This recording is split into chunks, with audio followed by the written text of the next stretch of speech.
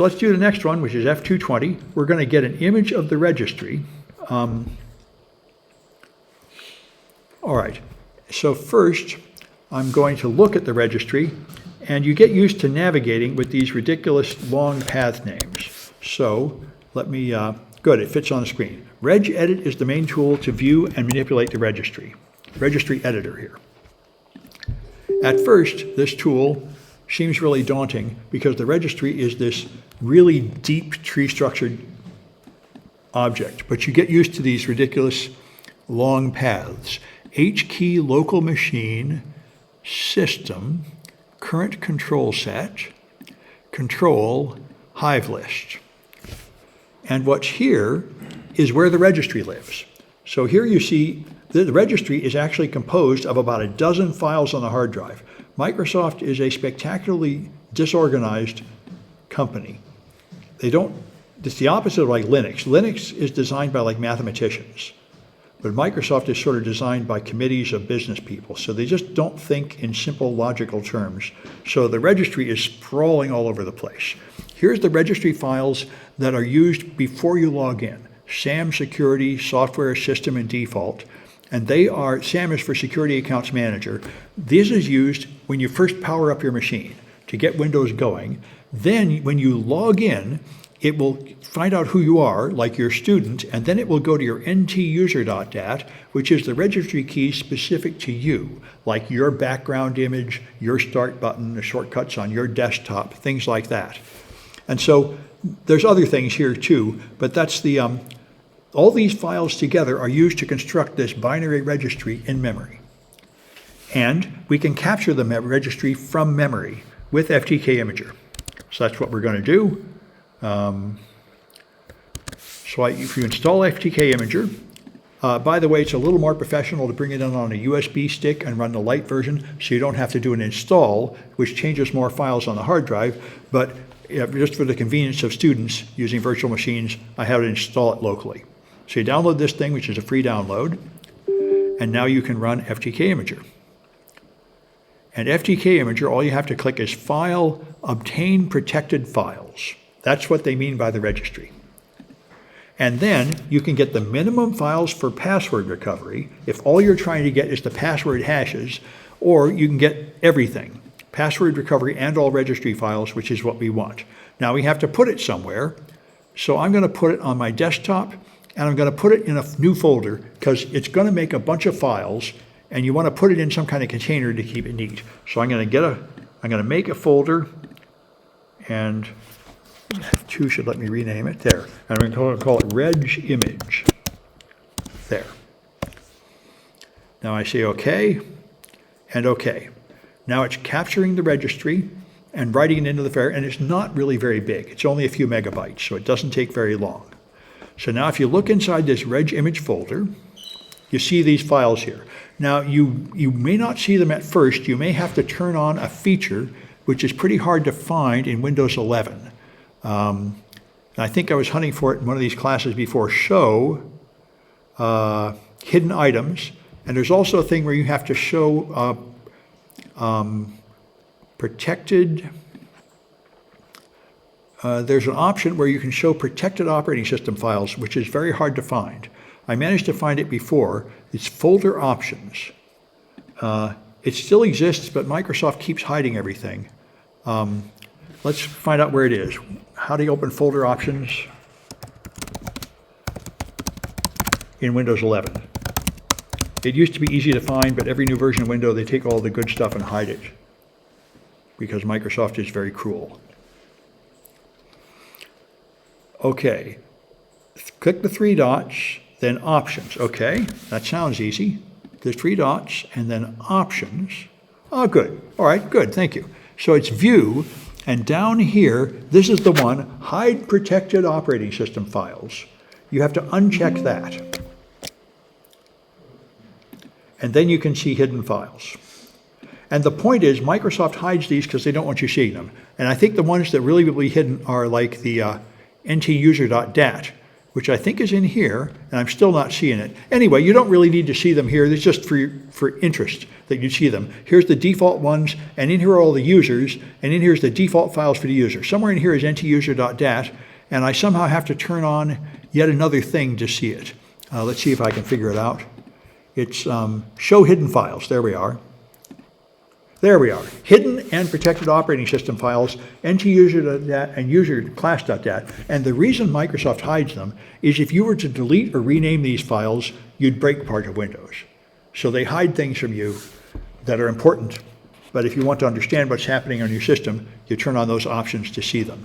So the registry is not, you can't open it in Notepad or anything and see anything reasonable. It's a confused binary object. So you need a tool like Autopsy to analyze your registry image.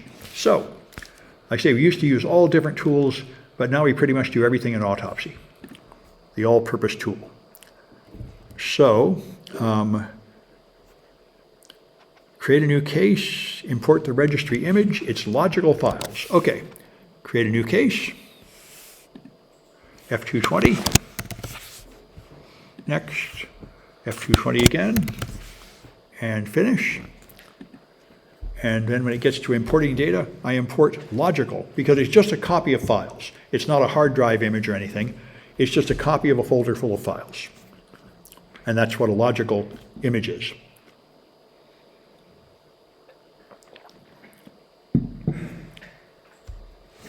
Here we are. Is there a way to download the FTK imager without filling in the form? No, I think you have to fill in the form. I don't think you have to tell the truth.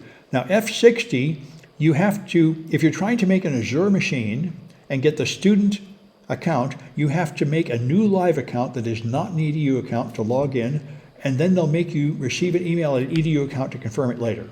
It is very strange. If you log in with an EDU account in the first place, it won't work. Microsoft is a very strange company. They always have these strange procedures.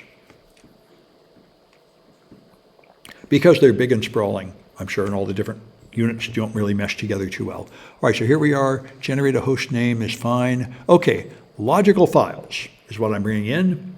And so now I have to navigate to that folder I made, which is desktop, reg image. There it is, there. And now next. And I guess just leave all the analysis going, that's fine. And next. And finish. That should do it.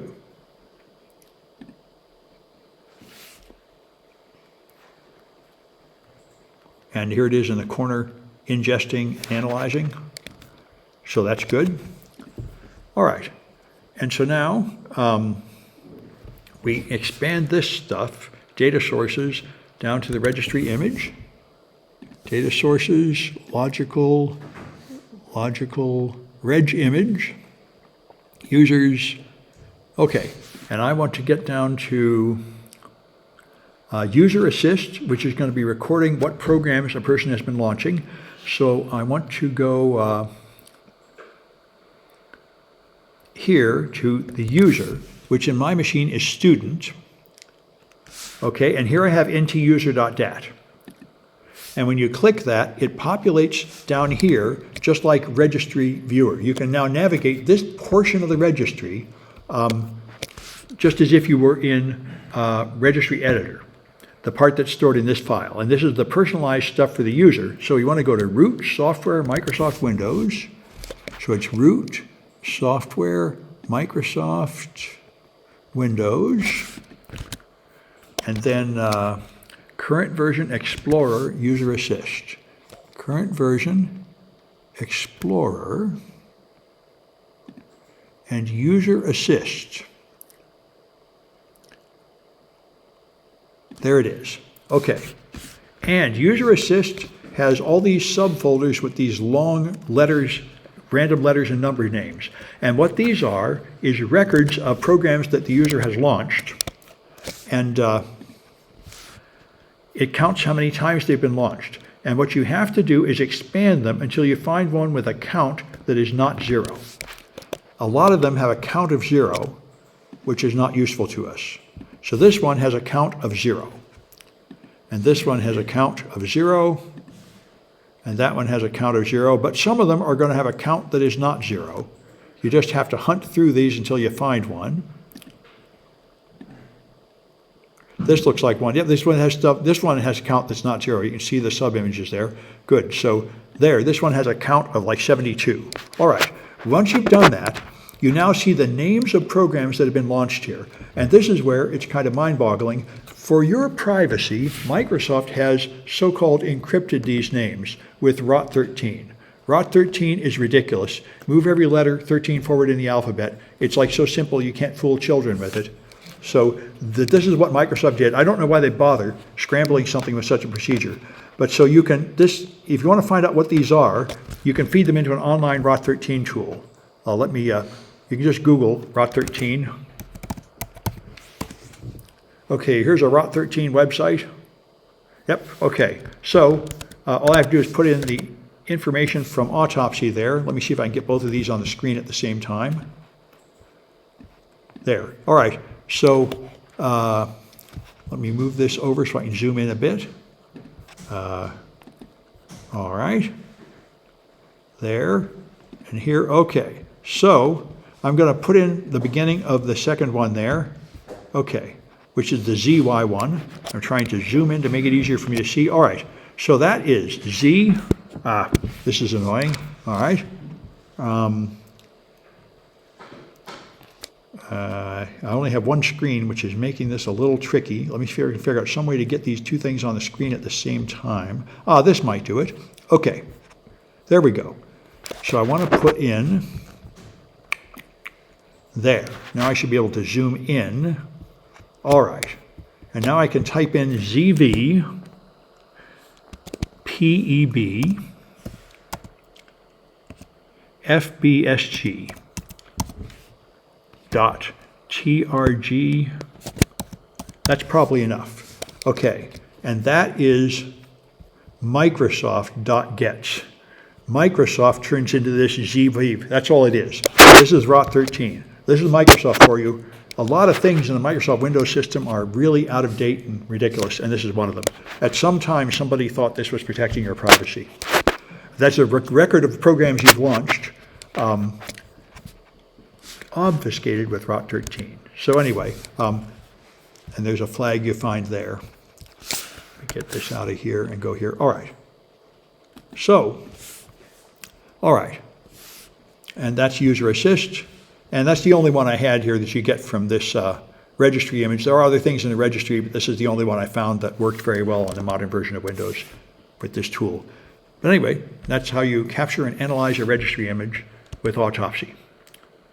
There is a lot more in there. In there you can find time zones and the version of Windows you are running and things like that. But I didn't put that in this project. So I'm going to stop this video.